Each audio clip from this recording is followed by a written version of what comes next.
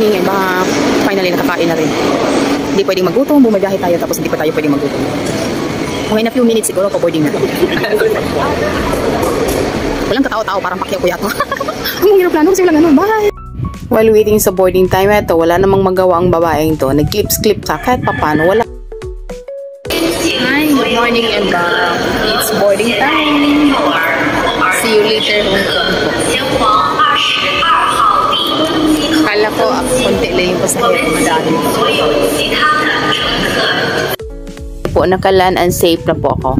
Well, anyway, papunta pa lang po ako sa immigration and by the way, touchdown Hong Kong nga pala. Ay, diba? Here I am again. Again po, nakabalik din ako ng Hong Kong. Finally, nakikita ko na rin ang airport. Well, anyway, kakatapos lang nakakuhanin yung SIM card na dinoko online para mas mabilis pa. And then, kukuha kami ng print tickets. Ngayon, going to hotel namin, which is sa Mongko kami magstay for 3 days. Well, anyway, see you later po. Ito yung ano niya, arrival niya sa taas. Aakyat kami niya sa taas para sa train tickets. Well, anyway, bye!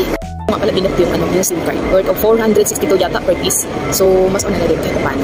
Kasi nung una punta ko dito, binok ko din siya kahit parang hindi. Parang walang ano pa, walang kasi. Anyway, dito pa rin. Nantay again. Sasakay na ko ng MTR. Papuntang Kingsley. Din doon kami mag-change color.